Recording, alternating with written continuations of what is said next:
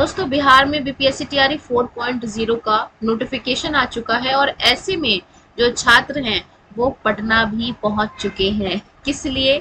आंदोलन करने के लिए। तो छात्र आंदोलन से टीआरई 4.0 में क्या क्या बदलाव हुए हैं, मुख्यमंत्री जी का टीआरई 4 पर एक बड़ा बयान आया है और क्या क्या चेंजेस हुए हैं, इन सभी चीजों पे हम लोग बात करेंगे। तो चलिए स्टार्ट करते हैं वीडियो को। और सबसे पहले मैं बात करूंगी यहाँ पे बीपीएससी टीआरई 4.0 के एग्जाम डेट की। तो यहाँ पे जो एग्जाम की डेट है वो क्लियरली यहाँ पे मेंशन नहीं किया गया है, लेकिन हाँ ये एक्सपेक्टेड है कि जो आपका एग्जाम है वो आपका दिसंबर 2026 से जनवरी 2027 के बीच होने की संभावना है। यानी कि मोटा मोटी आपका अगस्त खत्म हो गया, सितंबर, अक्टूबर, नवंबर और दिसंबर, यानी कि अप्रॉक्स आपके पास 4 महीने हैं तैयारी करने को। और किसी भी एग्जाम को क्लियर करने के लिए, क्रैक करने के लिए, क्योंकि अपने आप को तो एक ही सीट चाहिए, है ना।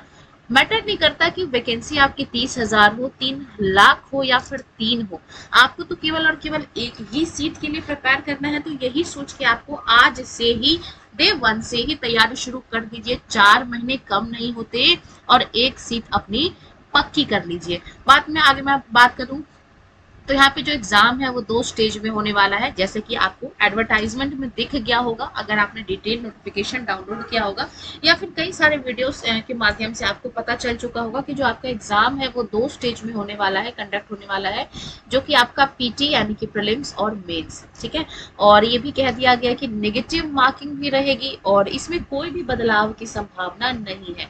तो इन्हीं दोनों कारणों से कि आपका पीटी और मेंस और नेगेटिव मार्किंग, इन्हीं रीजंस की वजह से जो छात्र हैं वो आंदोलन करने पहुंच गए। लेकिन हालांकि इसका कोई, अगर मैं अपना व्यू, पर्सनली व्यू दूं, तो इसका कोई खास मकसद नहीं होना चाहिए। क्योंकि देखिए, अगर 2 स्टेज में पेपर होंगे, अगर मान लो कोई चीज आपके लिए टफ है तो वो ऑब्वियस सी बात है सामने वाले के लिए भी टफ होगा, कट ऑफ डाउन जाएगा, है ना। ऐसा तो नहीं है कि कोई चीज आपको नहीं आती और सामने वाले को आ जाए। और अगर ऐसा है तो आपको तैयारी करने की जरूरत है, ना कि वहां जाके आंदोलन करने की जरूरत है।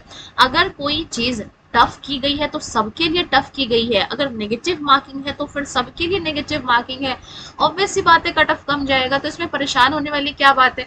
आपको अपने पूरे मन से जो है वो तैयारी करना है। और अगर मैं आगे की बात करती हूँ तो बीपीएससी का जो 2 स्टेज है, पीटी और मेंस, इसमें जो एग्जाम है और नेगेटिव मार्किंग, इस पे आयोग का क्या जवाब आया है, चलिए इसको सुनते हैं।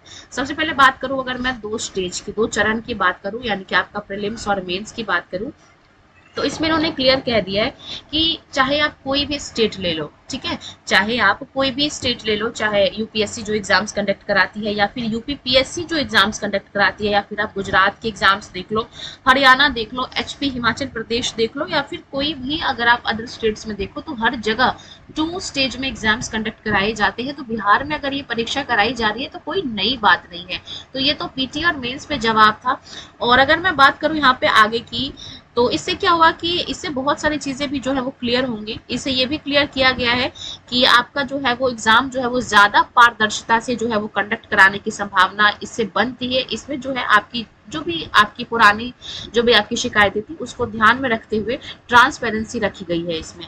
अगर मैं आगे की बात करूं तो नेगेटिव मार्किंग पर भी आयोग की सफाई दी गई है। कहा कि नेगेटिव मार्किंग का प्रावधान इसलिए है क्योंकि जो आपके क्वेश्चंस हैं वो आपके एमसीक्यू होंगे, ठीक है। क्वेश्चन आपका एमसीक्यू होगा तो उसमें आपको क्या होगा कि नेगेटिव मार्किंग जो है वो सबके लिए समान है। और अगर आप मान लो कि अगर नेगेटिव मार्किंग होता है तो कट ऑफ कम जाती है डेफिनेटली, ये ऑब्वियस सी बात है। अगर आपका नंबर कम आता है तो दूसरों का नंबर भी कम ही आएगा। तो इसके लिए कोई आपको हैरान नहीं होना, परेशान नहीं होना। बाकी बात करूं आगे की, तो कई सारे लोगों के मन में डाउट होता है कि जो हिंदी मीडियम के स्टूडेंट्स हैं और इंग्लिश मीडियम के स्टूडेंट्स हैं, उन लोगों को उनको जो मार्क्स होते हैं, उनके जो अंक होते हैं, उन पे अलग अलग उनको नंबर दे दिए जाते हैं, जबकि ऐसा नहीं है।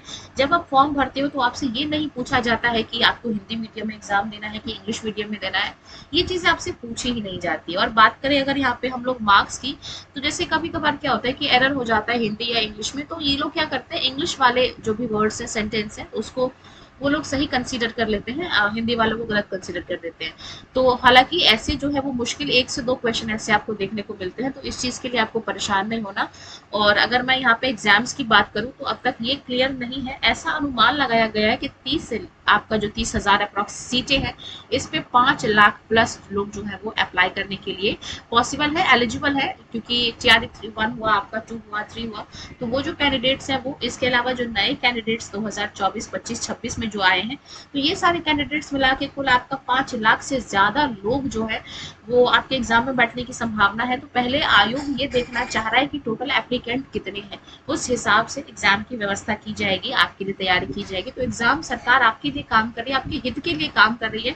ऐसा नहीं है कि वो आपके लिए जो है वो रूड हो रही है और दूसरे के लिए लिबरल हो रही है, सभी के लिए सेम है, सभी के लिए चीजें सेम है। तो आपने क्या करना है, केवल अपने हाथ में जो चीज है उसमें कमांड करना है, आपने पढ़ना है, रिवीजन करना है, रिकॉल करना है, रिवाइज करना है, बस। फिर क्या, देखिए एक सीट कैसे नहीं आप अपने लिए सिक्योर कर पाते हो। तो बाकी इसी के साथ वीडियो को, टीआरई 4.0 से संबंधित न्यूज को यही पे एंड करते हैं। जल्द मिलेंगे किसी नेक्स्ट अपडेट के साथ। Thank you.